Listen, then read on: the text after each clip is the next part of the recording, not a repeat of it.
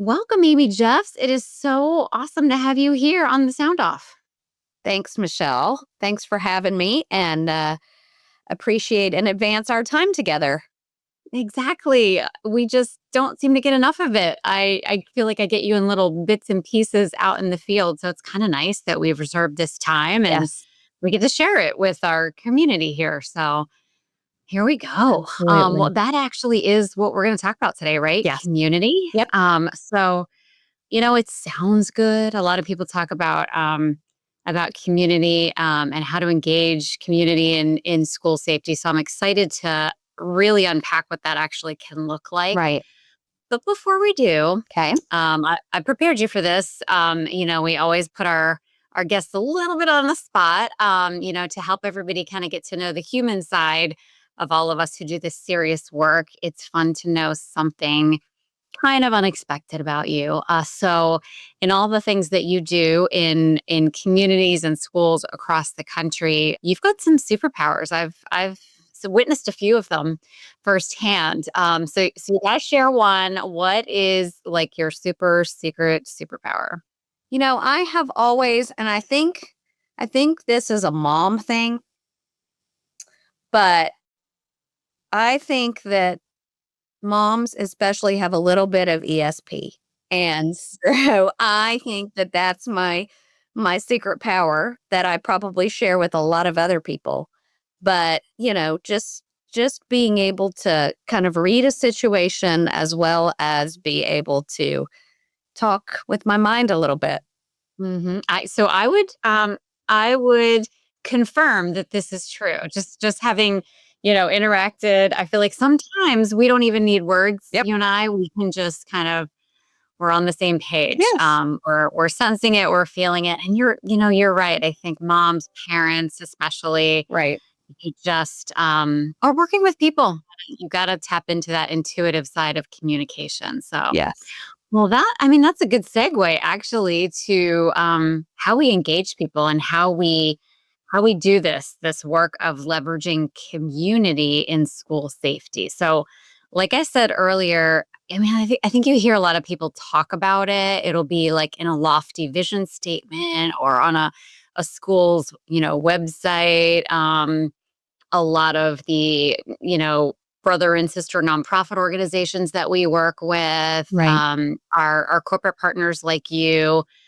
So a lot of people talk the talk, and I think walking the walk is a whole different thing. So I'd love for you, as somebody who has done so much actual practical work in the space of engaging the community in this work, just kind of break it down. What are we talking about here? Other than the nice sounding idea.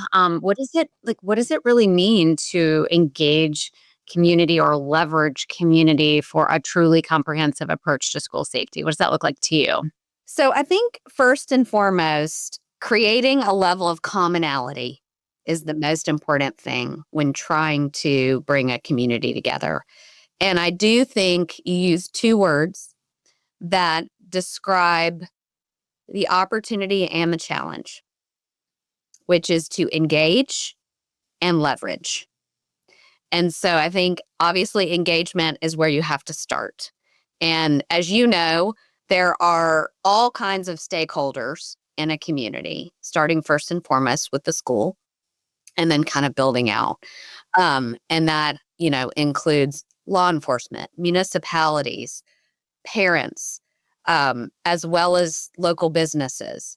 And so looking at the totality of a community and building that engagement is the very first thing. That's just where you have to start. Then once you've got people engaged in a conversation around, okay, if we can start with safe and sound classrooms, we can build all kinds of things off of this that can ultimately benefit our community. And based on that stakeholder, there are benefits to them,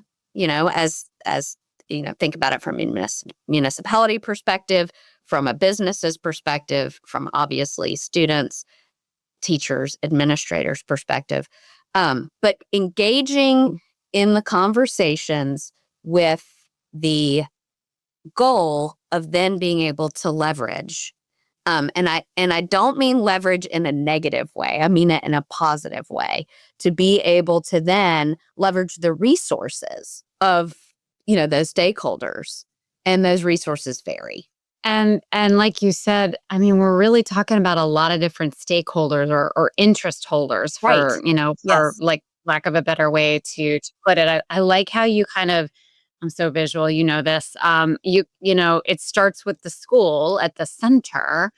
But as we look at kind of concentric circles of those interest holders or those involved parties or those groups that we can leverage Yep. for their resources, their time, their talent, and their treasure. I like we kind of got to start somewhere, right? So it's like Absolutely. I like the idea of, well, let's start with the classroom, right? Let's engage around the classroom. I want to dig into the word that you used, engage, though, because I think I feel like that's kind of at the crux of the issue. Yeah. It's like, you know, if you don't engage these stakeholders, if you don't engage these groups, these parents, our students themselves, resources, in the community, maybe faith groups or nonprofit organizations or other social services, for example, sometimes the engagement can be negative, Yes. right? So it's almost like it's on us to initiate that conversation and then kind of set the tone for successful engagement. Because I think one of the missteps I would say I see in a lot of communities is, I mean, we're busy. School life is really Yes. busy. Things are coming at us all the time. Right. And it's an intention. I want to engage the Right. community, want to leverage. I know there's good stuff. I know there's good people out there. Right. Just can't get through it right now, but I will later. And then something happens and your community, like it or not, is engaged, and they may be engaged around something negative or frightening or, Right. something like fear or misinformation or any number of challenging things. So let's dig in there a little bit about that engagement and how we can be proactive with it. So I think, where you started with the idea that if people are not involved or engaged from the beginning, there is a little bit of, well, why didn't you ask me? Yeah. And that It's almost like like an insult, right? Like, right. Well, why wasn't I invited right? to the meeting? Right? Why wasn't I invited to the conversation? But then you're also dealing with well, I don't have time. Right. Yep. So it's, you're dealing with both sides of the coin there. But ultimately, creating the opportunity for folks to be involved.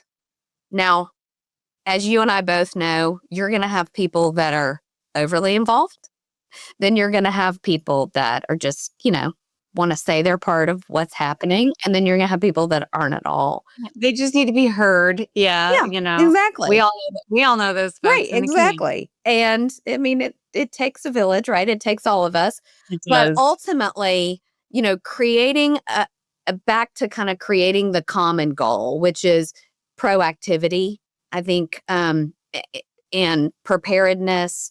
And that can be not only from trying to avert an emergency situation, that can be anything, right? That could potentially create a distraction within our schools, right? And so if we've engaged in that on the front end, when something does happen that brings a community together, we're prepared to do it. We have our jobs. We know what we're supposed to be doing. And we have created a concept to hopefully bring those stakeholders together for good in the beginning, so that when those resources are called upon to be used and needed, and some are on a daily basis and some aren't, then people are ready to do that and know what they're supposed to do. Does that make And you're sense? not you're not tripping all over each other, right? And getting offended, well, I spent all this time gathering this, that, and the other, and so did you, and now we are sort of pitted against each other. Whose lasagna is better, Um, it reminds me of a couple things, just from the, sort of annals of experience. But I think you talked about kind of establishing that communication long before there's ever need, right? Right. So there has to be relationship building first, Yes. based on Yes. some of the things that you're sharing. We're not going to have that successful engagement with any of these stakeholders unless we've created some relationshiping opportunities first, Right. and then have thought through, maybe from there that's where we'll stem off into, hey, now that you're involved, we could really use your help in X and Y and Z, and being really deliberate about kind of filling those roles, filling those needs, so that we're there's not confusion in a moment of crisis where there's already going to be confusion. So I Right. think about, you know, we want to make it so that it's not the first time I'm calling you is when there's a crisis or a need, or a lot of times in the school community there can be a little bit of fatigue from these stakeholder groups that we need and want to engage, because they're only hearing from us when we need money. We need Right. jerseys, we Yep. need whatever. Yes. We need help for the booster club, or X or Y or Z. Right. And that gets old really fast. So I like the idea of perhaps being more proactive before we even seek to create opportunities, building those relationships. I think about I always try to touch base with my students' families within the first week of school. Just say hi, just Right. reach out. And this was kind of a very simple version of the same thing. Let it not be that the first time I'm calling you is when, there's been You a have an issue playground with your scuffle, student. Right. Right. right? Or there's a struggle with keeping up with assignments or whatever. Right. Just let's start that relationship first. So I think that's something that I kind of hear as you're talking about how we even begin that engagement. It really has to be strategic, right? Right. Right. Absolutely. Yeah, because you've got to do that intentionally. If you're trying to build that community, if you're trying to kind of build this holistic approach, you've got to be intentional about it. It cannot, I mean, it it doesn't just happen. It really does have to be intentionally built. And it is based on relationships. I think when you talk about holistic and comprehensive, obviously, that's a big deal for Yep. us. We want our school communities to take this comprehensive approach to school safety. I think Right. that's one of the key benefits to this approach, right? Is that we by engaging diverse groups of people, interest holders within our community, we end up kind of organically creating a very comprehensive approach where lots of different perspectives and expertise and time, talent, treasure, skills kind of come together over this common goal of safety for our kids in our schools. Right. Right. Any other key benefits that you've seen? I know there's a lot of community engagement work that you have been involved with. Yeah. So, what are some of the other key benefits you've seen when people do get it right? They're strategic, they're intentional, they're maybe starting with one interest holder group first, and Right. then they're going to branch out to the next and kind of build from there. You don't have to do it all at once, right? Right. Right. Well, I think again, kind of back to the intentionality of it and how you build that out and who those individuals are from, from who are your key stakeholders, right? Who are those people? Who are the ones that always raise their hand? Make them a part first. But then as you're continuing to build, I think, Michelle, you use the F word, and the F word is funding. Mhm. And so the idea of engaging local businesses, local, regional, and national businesses in an effort to really, help. And they're ready, willing, and able. They just have to be asked. Yeah. Right, right. So okay, so that's a key stakeholder interest holder group that we're identifying here. Right. Who else are we talking about? If you think about obviously police and fire, EMT, obviously they've got resources as well as experiences and skill sets. You've got your greater municipality. If you think about the reach that they have, parks and recreation, Yeah. as well as all kinds of utilities, as well as folks really from all the way to city council, that they have economic development. They have a vested interest in the success of our schools, the safety And our that students in leads to particular, the right? yep, that leads to the success of our schools. If you look at any city, town, village, regardless of how big or how small, that's where everything starts. Yeah. That's where everything starts. And so, creating that ecosystem of what all of those stakeholders look like in concentric circles. That's a good point. It's likely pretty unique to your community. Right. Are we talking about your village, your town, your borough, your county, whatever we're defining community to be, right?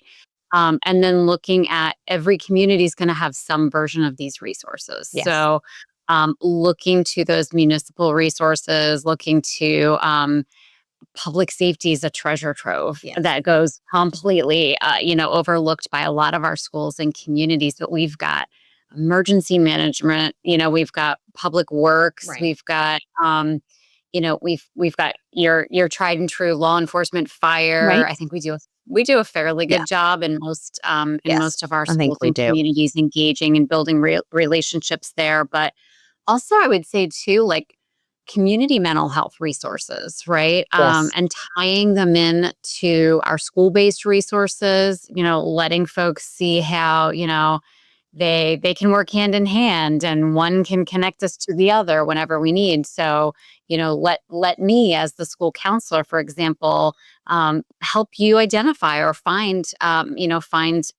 providers or point you in the direction of some of the existing resources in our schools and communities, and some of them have a lot of them have free programs that they Yes. can leverage and bring into our schools. I think a lot of us school people think we got to invent it all. We got to write the programs and the curriculum, and in many communities that already exists. It Yes. just needs to be tailored and tweaked to your needs. So, really tapping into those broader resources, and then let's talk about one of the most challenging groups, and I'm in it. You're in it. Parents. Yeah. How do we leverage the gold? What is there? The passion, the love, the focused interest in my kids' success, Right. but how that can be broadened into the success of our school community as well. Yes. So it's a challenge. Yeah, Um, let's own it right here. yeah, it's a It's a challenge, challenge. Yeah. it is. And I think a way to look at it is to be able to go back to, give opportunities for engagement and involvement. Mhm. And whether that's, through the PTO or the PTA, whether that is through a safety committee, whether that is through even surveys. I mean, people want, being able to share their thoughts It's kind of or, like when yeah, comment. let's create, because all of us want to be heard, Yeah, right? right, We maybe don't have the time right. to push up our sleeves and get involved, but at least if your voice or your idea is heard, there's some mechanism for receiving and Yeah, responding to it. Like that in and of itself is a really powerful form of engagement. right. And there's, a sense of involvement at that point. Yeah. There Um, is. That's legitimately, as long as there is, I think that, we've heard you. Here's what we got yes, from the survey, right? right. We got some really good stuff from the survey. Here's the feedback, and then here's the actions we're gonna take. Because Yeah, as you and I exactly. both know, that's where the rubber hits the road, is when It is. you're gonna Mhm. well, first of all, do something. Okay. Just don't take information and then not do anything about it. You're gonna have to do something. And then, say we're gonna do and then deliver on it. And it doesn't have to be this, a mile long comprehensive list. I think from a parent perspective, even if it is, a couple of items that are going to be addressed within a certain time period, if that is communicated and delivered on as a parent, I'll just put my mom hat on only for a minute. That's To me, that's gold, right? That's just like, okay, great. This is what we're doing. And then, if help is needed, which is, these are the types of resources or help, skill sets, whatever that we need to be able to support this particular plan. Um, Yeah. and, I think there are, obviously, there are some of us, you and I, that do this work all day, every day for the greater good. I mean, for our kids and for everybody else's, right? Not everybody has that opportunity that you and I have, right? And so I think engaging parents in the work in some way creates that buy-in. I think too, you and I were involved in another conversation recently, and we got into there's a, there's a, I don't know if we'll call it a saying, but a lot of times we talk about in this work of community engagement, encouraging people to think about what time, what talent, what treasure, right? Right. So time, talent, and treasure. But I think it's a simple way. It's easy to remember, but in communicating to our greater community and all these different interest holders, especially our very busy parents, that almost all of them want in some way to support these efforts, right? Right. But the reality is that we can't all, and we can't do all of the time, all of the talent, all of the treasure, Right. but we do have something, and so I think even defining early on, especially for parents,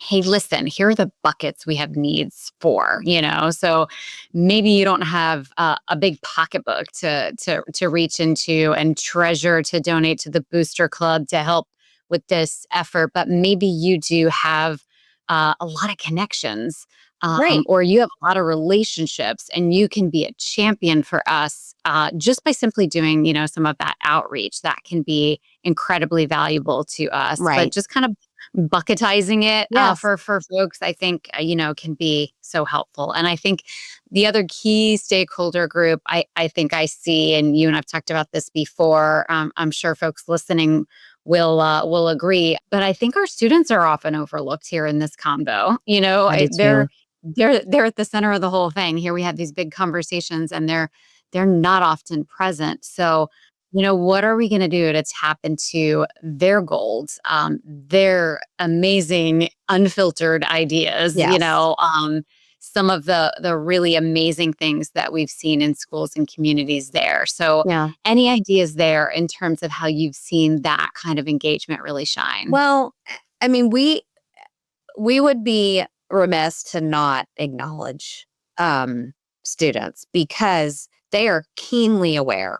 This generation more so than any we've seen before. I would They agree. are keenly aware um, of everything that is going on. I mean, they just are. I mean, they are, they are fed with information that, if you and I look back to when we were in school, oblivious. Like, Yeah, I no, mean, I'm I embarrassed, will honestly. say, like, I look at what they know and I'm like, "My gosh," it's like, exactly. "Oh, So they're not only keenly aware of this information, it's being, like they're drinking from a fire hose at all times. it literally is the information age, and Right. these guys are natives, Right.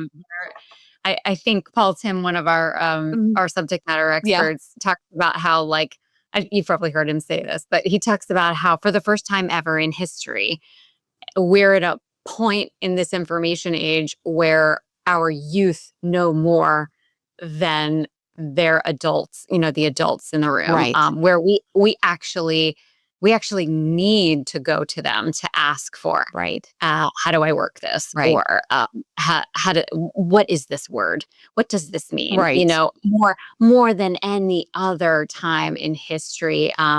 These kids have grown up in Right. this information age, this digital age, and it's the way that they move through the world. Right. So they're just kind of intuitively, adept at a lot of things that some of us are just kind Right. of we're on the struggle bus trying to Well, catch up. and I think, if you look at it and you combine this information as well as creativity, because I think Yeah, there's like an enormous amount of creativity good point. with Yeah. the experience and wisdom, because we've gained experience and wisdom and they've got the information and the creativity. So combining the two to be like, okay, we're all in this together, Yeah. obviously, with you as the, student, kind of as the key stakeholder. We're all in this, to protect and to provide for you.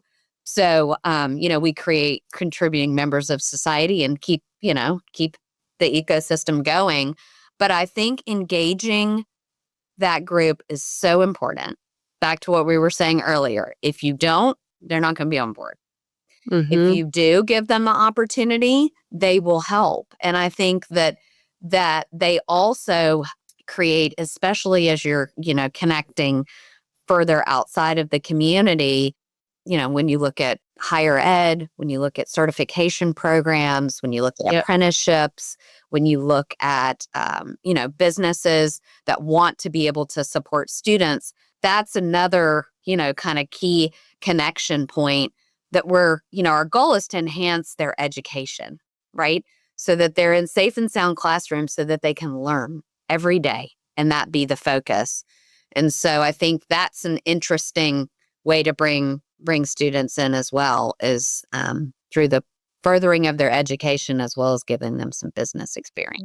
You're painting a picture of a very interconnected Yeah. ecosystem, as you said Yeah. earlier. It's just how can we really knit everybody together Right. effectively toward this greater good, this purpose. Right. So let's talk practically. What are some things, as listeners join us today, maybe share this with some of their counterparts doing this work? What are some things that they can bring back to their school community that they can get started with that maybe cost nothing? It's Right. the surprising thing about most of this work is that it costs your time and energy, Right. but the bulk of this work actually doesn't have a dollar sign in Right. front of it. Right. I think the place to start is kind of where you and I started this conversation, which is, you gotta find a couple of doers. I mean, it's just that's Your champions. Yeah. you Yeah. know, that really have those relationships and those connections. Mm-hmm. And then they become your connectors. Mm-hmm. They don't have to do everything, but they do need to connect people. Mm-hmm. Yeah. Open Um, up your Rolodex. I know some of you listeners won't know what a Rolodex is. Look it up. It's in your phone now, but once upon a time, yep. your contacts, open them up, Right. share those, make a couple calls, make a couple connections. I think that's a great place to start. Yeah, definitely. Can you share, Amy, a lesson, an experience, a takeaway from one of the school communities that you've worked with that's stuck with you? I feel like sometimes nothing cements the principles or the elements of a conversation better than an anecdote, for our listeners. We were working with folks at the administration level that had a little bit of hesitancy around not necessarily adopting and moving forward with a safe and sound approach, but how to communicate it Mm. in a way that would ensure buy-in across the board. Yeah. In a couple of those situations, it became very political. Oof. And my advice in those moments was, you got to take that aside. and you got to look at what it is that we're all doing here. And at the end of the day, we are trying to protect students and teachers and enable administrators as well as the community at large to protect our most vulnerable assets. And so when you look at it from that perspective, if you've got, if you've got a school board over here, if you've got a business community over here, if you've got some kind of outliers that have, different viewpoints of why didn't we do this or why didn't we do this or did you talk to this person or did you talk to that person? Just having that level set and that Yeah. ability to just say that, listen, this is just what we're doing and this is why we're doing it. So I think, I've had a couple of those instances recently that, and this, that is the challenge about the work that we do. Yeah. But I think the more that people look at people as just people, Mm-hmm. back to being intentional, I think we can be more intentional in the work. But yeah, that would be the example that I would use. Yeah. Oh, what a great one. I think I can feel the virtual heads nodding because Mhm. I think politics is one of the greatest challenges of any work that we're trying to get done Right. anywhere. Yeah. And so bringing it back to our purpose, bringing it back to why you came here. And Right. if you're not on board with just this pure Right. mission of protecting our kids and protecting our schools and making it a better, safer world for them, Right. you know, we can't use you. Get out of the way. We are here to work, Right. we gotta get Right. this done. And gosh, we get it. Politics is just part of the Yeah, world. It's it's part of part of the the world. world, and it's It is always existed in some way, shape, or form, right? truly But creating the community buy-in is what helps push through that, regardless of what it is. It does help push through that because regardless of who it is, whether it's a superintendent, whether it's a principal, whether it's a board member, whoever it is, has the peace of mind that, they're doing the right things for the right reasons and that they've got folks behind them that are supportive. 100%. So this is the time in our convo, Amy, where you get to sound off. And since we already talked about the politics stuff, Right. you know, that's out of the I way. already put that out there. Right. Exactly. Um, you know, but it's kind of like what are the things, and even if it's uncomfortable, what Yeah. are the things everybody needs to hear as we wrap this conversation and we head back to work? What is that kind of cold hard reality Yeah. for better or worse? Maybe it's a gap between perception and reality that we just got to own, and we gotta we gotta put it front and center. But what are those kind of words of wisdom? So I think, and Michelle, this probably goes back all the way to when we first made each other's acquaintance way back when. Yeah. Um, Years ago. yeah. And I think that while we have evolved as a society and from an awareness perspective, I still encourage people to take the approach that ignorance is not bliss. And regardless, we still see, I know you see it, we see it every day, that there is still some level of, you know what, if I don't make eye contact, I don't have to deal with it. Or, if somebody else will handle it, I'm not going to need to worry about that. And so I think that, combating ignorance based loss, regardless of what that is, whether it's from a safety perspective, from a security perspective, convenience, even, as well as business, how people go about their business every day. And whether that's a school or a municipality or a local business themselves, that's our biggest challenge and I think we all have to recognize that while there's less of a sense of it can't happen here, there is still a level of ignorance. Almost like, it's almost like we've made progress with the it can't happen here. And that's given way to, but there's nothing I can do about it. Exactly. And that could Exactly. be Further nothing from the further truth. from the truth, Right. right? I mean, Right. Yes. and I think that that really kind of buttons up the point here is that if we really are engaging people, Right. then, it's we don't have to live in that, No. oh no, there's nothing we can Right. do, which is a very uncomfortable place to live, by the Absolutely. way. Yeah. We can all be working together. We can be engaged Right. and keeping this place together Yes. more safe and sound. Right. Absolutely. So what's, if a listener took just one step after this conversation, what should it be? Go engage somebody that you have not engaged before. That's good. Maybe that person you've been putting off, right? Because you're like, "Ooh, I'm not ready. I'm not ready to I reach don't out to the know. I don't parents know that yet." we would necessarily agree, those Yes. people. Yes. Because at the end of the day, I guarantee you, you do agree on one thing, and that's keeping kids safe. And so how you go about it, that might be different.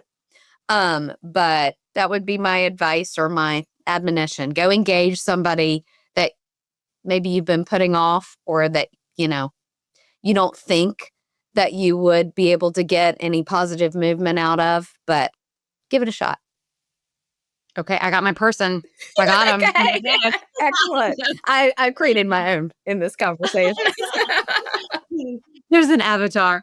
Yeah, that's really good advice for all of us. So, Amy, this has been an amazing conversation. It's an important conversation in all the work that we do. It really comes down to community. It really It comes down does. to together. That's how you and I have both seen in communities and schools across the country. That's where success is happening when there is this community, this whole of community engagement around safety. Yes. So, Absolutely. before we let you go, any places you would point us for more information, more resources, things to dig into, things to try?